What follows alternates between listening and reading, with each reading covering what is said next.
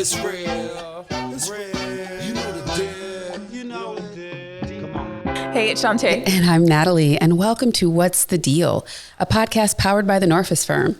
At The Norfus Firm, we solve people problems. We have the great pleasure of working with employers all around the world on human resources and diversity, equity, and inclusion issues. Mm-hmm.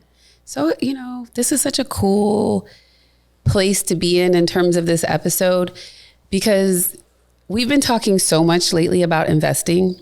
Yeah.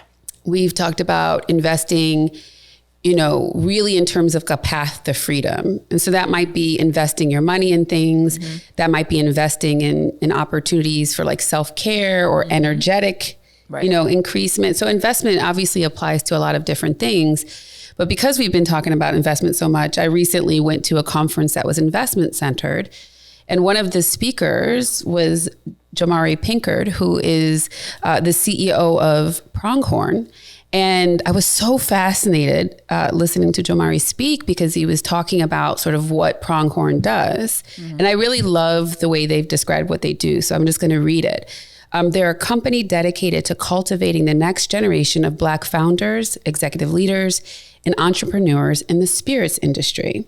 So they literally invest in diversity, right? Mm-hmm. So it's like super cool, because we're usually talking about, hey, we got to be intentional about investing. And like, here we are with this really cool opportunity. I'm like, we got to talk to them, because it's like, these are the types of example companies. Yes. That people need to know of. They need to know of. We always get we can't find talent, or we don't know where to look, or we, all of these things where it's like, no, there are resources out there. Exactly. They are out there. So it's really great to be able to have a conversation with our guests and be able to engage with these companies that actually do amazing, amazing work in this space. Yes. And so with that, I'm so excited to introduce Tiffany Gooden. And Tiffany is Pronghorn's VP of Talent and Bridge Building Programs. So she I love bridge building. I'm like, this is where you get creative with the title, because that allows you to, it illustrates in your mind what we're doing, right? Yeah. You might be over here and I might be over here. And if we have a bridge, I can see us walking, not even a one-way walk. Yeah, I walk to your side, you walk to my side, and then we have that thing. So Tiffany focuses on helping to identify talent and folks who can actually sort of be brought into the spirits industry. Like maybe they don't have all the background about the industry, but bringing them in. And I think what I loved about our initial call with Tiffany is that she's got a varied background herself. Yeah. In terms of having been in this talent acquisition and DEI space for many, many years, ranging from Yale's business school, so higher ed, to being Phillips's first, head of DEI, to now where she is today. So, Tiffany, we're so excited to have you. Welcome. Thank you. I'm excited to be here. And so just when we think about putting it all into context, what about Pronghorn interests you? Like, what attracted you to this role where you're helping to build bridges? I think it's exactly what you started off with sharing, right? This vision of a world where there's equity when it comes to economic opportunities for everyone, and specifically Black people. I think through my own career and the fact that I have had so many opportunities from organizations that have invested in me, that have shown me pathways that I would have never thought about before. And that mission, so it speaks to me professionally, as you kind of went through, but then also really personally. And so I wanted to be on this journey. I'm not sure how many folks out there know what a pronghorn is, but it is the fastest land animal in North America. The fastest in the world is the cheetah. And in a sprint, the cheetah will win all day. But the wonderful thing about the pronghorn is that it, in a marathon, in a long distance, it will outpace the cheetah. So that's how we think about this journey that we're on, right? We're in it not for the short term, we're in it for the long haul. And we know that the end result is going to be absolutely amazing once we get there. The first time I heard about that animal, pronghorn, was maybe a week or two ago on a client call, where someone wanted that, like I asked them what would be your animal from the icebreaker that we did with our staff. Like what would be the animal you'd want to be or come back as? And someone said that, and I was like, what is a pronghorn? I had no clue what the animal was until about 2 weeks. For it to come up twice, it's like, which is actually funny because Shanté's referencing, and we always talk about what are like fun ways to team build. So everybody on our team takes a turn on our all staff meetings coming up with an icebreaker. And our head of operations said, what would be the animal you would be and why? And it was like so funny because Shanté would be a panda. I'd be a panda. Absolutely. While we have you, Tiffany. And why? Well, because they're adorable. They're bigger bodied. They like to just kind of be chill, zen, which I enjoy. They eat bamboo. They kind of frolic around the forest. And they're fun. Like they're playful. And I feel like that is me. Yeah. What about you, Tiffany? I think for me, I'd probably be a dolphin if I had to choose an animal. Love the water. So that I think is kind of a clear. Similarly, they're playful, right? They're playful, they're talkative. And I feel like that's it. And then they get to kind of traverse these vast regions of water and go to all these amazing places. So, they kind of go from north to south. And I think that kind of wanderlust or that ability to kind of travel freely is something that appeals to me. So I'd probably go with the dolphin.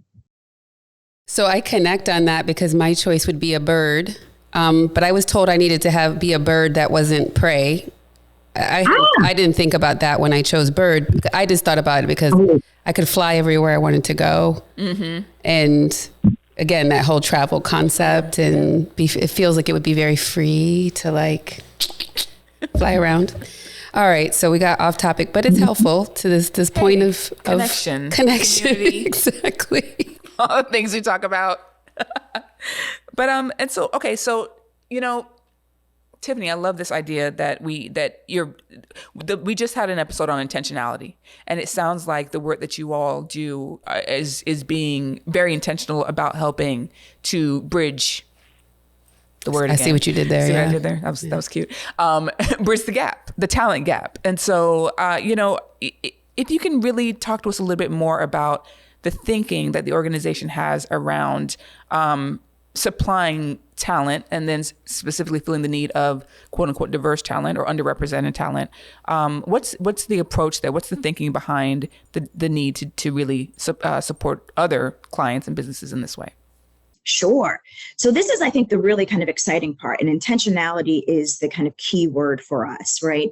As we're partnering with the employers all across the spirits industry, so suppliers, distributors, retailers, we hear kind of a common theme around the desire to have a more diverse workforce, but just not sure how to kind of achieve that, how to make that happen. So what we bring to them is kind of a three-pronged, and that was intentional, pun approach to this on the talent side. So what we do with them on the talent side is we're raising brand awareness, right? We're raising awareness of this industry. Most folks don't know anything about the spirits industry as a place to work. They don't know all of the wonderful functions that you'd find in any other large organization exist within the spirits industry. We know about consuming spirits, many of us, at the bar, at home, celebrating, but we really don't think about it as a place to work. So the first thing that we're doing is really, how do we engage the Black community to know about this incredibly, this wonderful, exciting, innovative industry?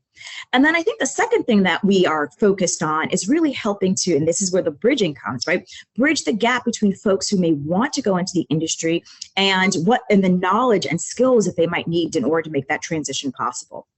So we have kind of talent development programs to help give people that spirits industry education. It is a highly regulated industry, so it is one that there are great transferable skills that you can bring to the table, but having that knowledge of how the system works, even those 3 tiers that I mentioned earlier, is really helpful. It helps you to feel more comfortable when you're interviewing. It helps you on the first day of the job to kind of know exactly how you can take the skills that you kind of gained in other industries and apply it. And then I think the third thing, and this is really where I think our partners lean in on us with, and where they're intentional, is recruiting. I'm sure you all have heard, well, I don't know where to find Black talent. And we know that Black folks make up, 12 to 15% of the population here in the United States. We are out there. We're in amazing jobs, amazing careers, and doing things. So what Pronghorn does is to help put a finer point on that for our partners. We help to connect where the Black talent is and those job opportunities. And so we're out there at the National Black MBA conferences. We're out there at the National Society of Black Engineer conferences. We're going to be at Executive Leadership Council next week in order to help recruit, to share the story about the spirits industry, but also to connect that Black talent who's looking for new opportunities to those open roles that are in the industry. So we're trying kind of those three primary approaches, but there are always ways that we have recruitment mixers. We're really trying to bring the community and bring the culture together with the industry executives, the industry professionals, and just to learn more about the industry in general. What I love about this is it sort of starts to sort of, especially when you look at this model, right, where we're going to educate people on opportunities that they may not be aware of. I think it's an important piece. Mm-hmm. B, we're going to really get out here and try to connect folks to people who can help them build the skills they may not have, or at least the knowledge that they may not have to be ready for the jobs. And then 3, on the other side, employers, we're going to introduce you to some folks that we know. To me, it's sort of like a really holistic approach, and it really does get at the thinking of, if you're being intentional, like what are all of the puzzle pieces that are necessary, right? So you want a certain result, and it sounds like Pronghorn approaches it sort of like any other business and initiative. Like, how do we sort of project manage this if we're thinking about it as a big overarching goal? It's like, what are the pieces that go with it? And I think that gets at what we talk about a lot of. It's sort of intentionality in action. But again, if we just, try to like take some of these words and make them sort of apply them more, it's just like you have to have a plan. Right. Right. And this is sort of like, you can't just like leave it up to happenstance. Fun fact, 76% of millennials say that they'll leave their company if there are no diversity, equity, and inclusion initiatives offered. At a time when attracting and retaining talent is a top priority for company leaders, DEI couldn't be more critical. Reach out through thenorfusfirm.com to learn about implementing an effective DEI strategy. Yeah, I think you have to have a plan and the right partners. So it's like, because we hear, as you said, that we don't know where to find talent. We don't know what to do. And we always encourage folks to really think about their pipeline. But then part of pipelining is, again, knowing where the resources are and how to get to the talent. And so I think, you all show up as partners in that kind of equation, partner plus pipeline. So how do you think about pipelining yourselves, and then how do you support your clients in that initiative, that pipelining type of activity? Sure. And so I think, as we kind of shared a little bit, we're trying to build this ecosystem of Black talent, right? At the executive level, at the mid-career level, kind of folks who are just coming out of undergraduate or university. We're trying to kind of have everyone across the ecosystem understand and know about the opportunities that exist in the spirits industry. And so the way that we kind of help our partner organizations as a diversity talent partner for them is getting into spaces that they may not even know that they need to be in. So many people are thinking about HBCUs, and you often hear about kind of the big players in the HBCU space, but there are over 100 HBCUs around the country, right? We have some of our employer partners, they're looking to hire talent in Kentucky. Well, Kentucky State is right there in your backyard. Let us help you by getting on campus, by recruiting those students, by introducing them to opportunities that are in that space. The same could be said kind of in almost every major city, especially as you kind of are on the East Coast, right, in the Southeast. There are opportunities to find those pools of talent.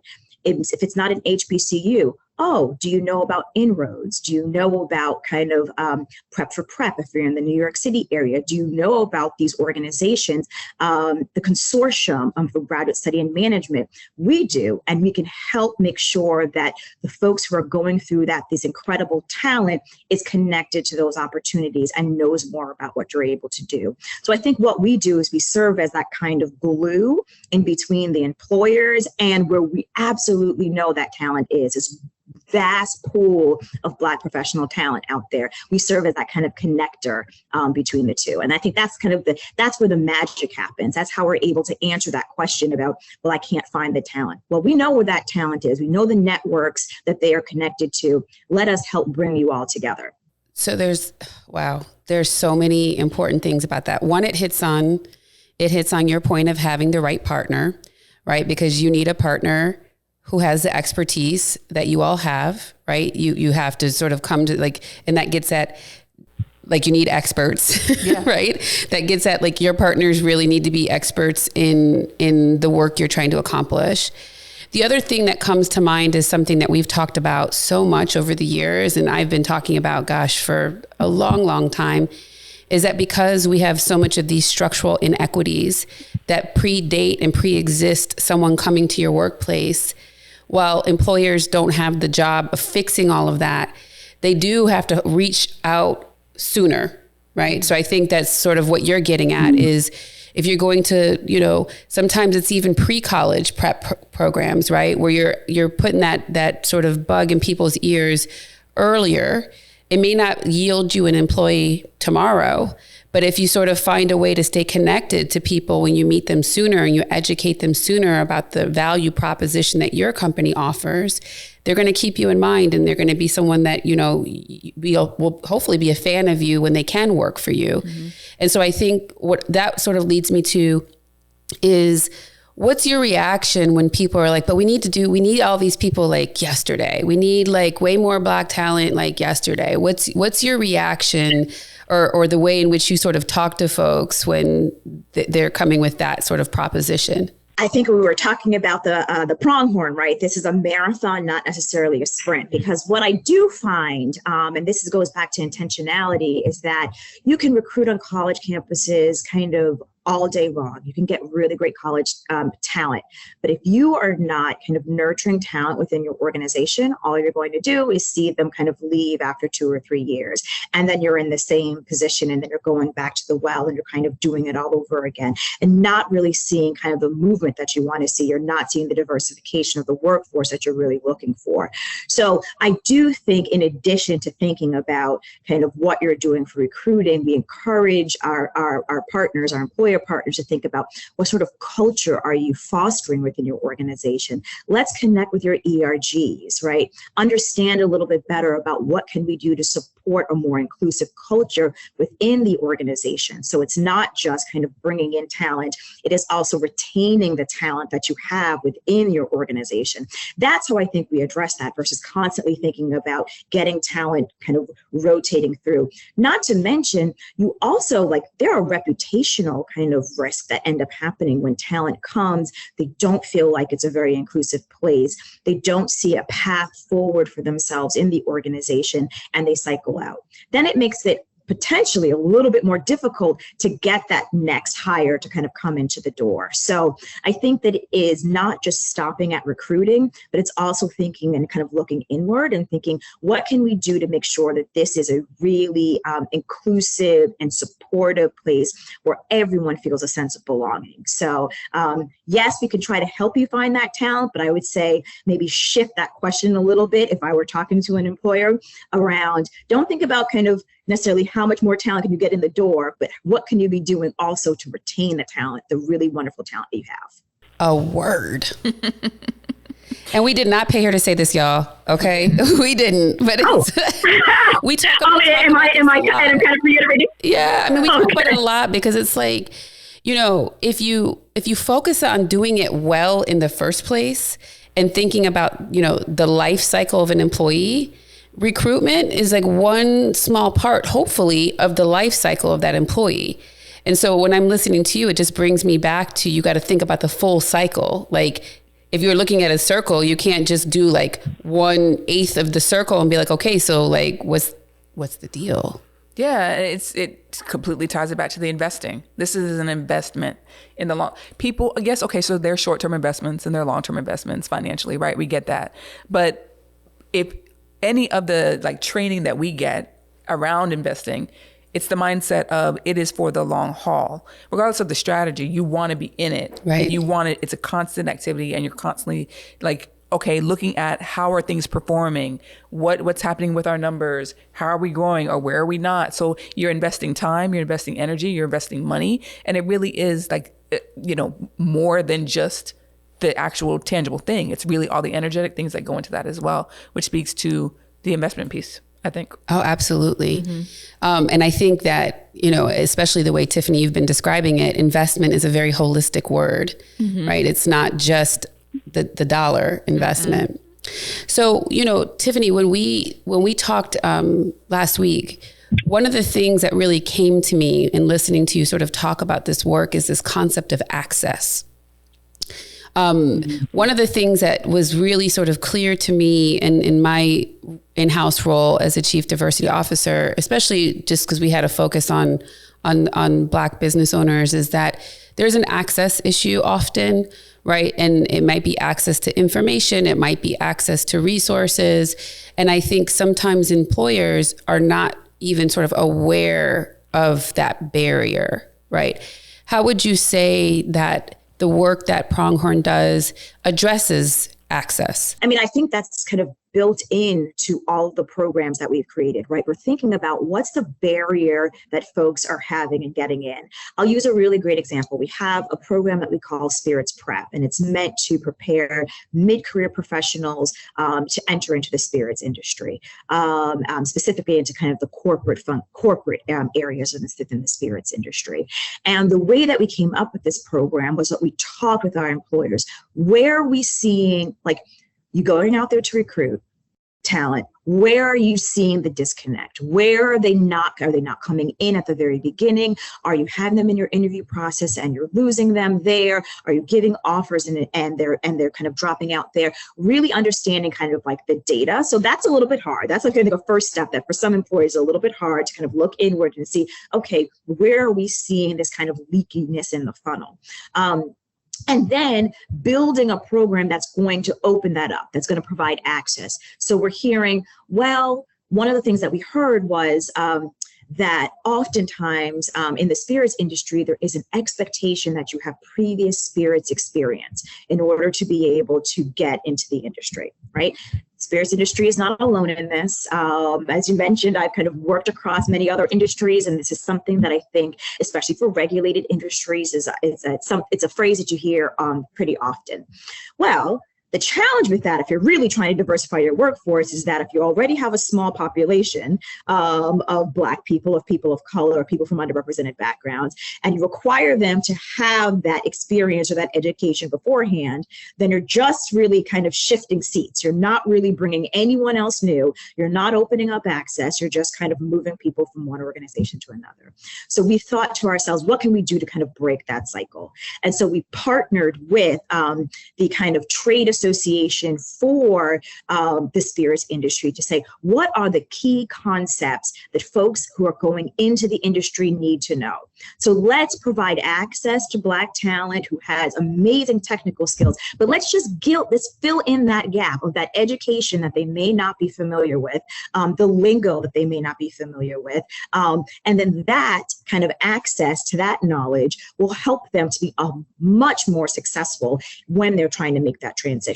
So we did that at every stage in the career path as well, from early career to mid to executive. What is the thing that we can do to unlock access for people? What are we hearing is that barrier? And let's provide that. And one thing that I want to kind of mention for anyone who might be interested is that we provide this to Black professionals free of charge. So our programs are there for them, and we don't want to create any additional barriers to entry. So our spirits program Once you complete the program for you was free, and that's an amazing thing. You have a certificate that says that you have knowledge in the spirits industry, and now that makes you so much more a competitive applicant when you're thinking about applying to jobs in the industry. So we did that kind of across the ecosystem, but that was one example. Come on with the equity. Come on with the investment. I love it. Right? Like, I love it. Geez. And I mean, there's so many things that come out of this for me, especially that idea of you have to have the experience. I know we talked a little bit about this of, well, you didn't know this when you started, right? Like you didn't have the experience right away. Like there isn't anyone is sort of like born into knowing these things. Mm-hmm. And so I think what you're talking about in terms of what you all are doing, the gap, like identifying the gaps, which is so huge. And finding the ways to sort of get around this idea, but they're not there. They're there, but we have to invest and getting them to know us and what we do. But I think it's also just this idea of that intentionality, right? Like where it's like we can go back and forth all day long on a hamster wheel of I can't find them, but they're there. Oh, but they're not. It's like, okay, no, we're just gonna. And can I tell you that I love that because you all are taking that off the table. So it's like, right. Okay, so now what? Exactly. What's the reason why this can't look different now? Exactly. Because we found the talent for you. We're supplying you the talent. And we're training them. Yes. So it's sort of a way to sort of take away those excuses. I love that. Okay. I get real sad when we get to this point because I love this conversation, but we're at that time. I think there's some really practical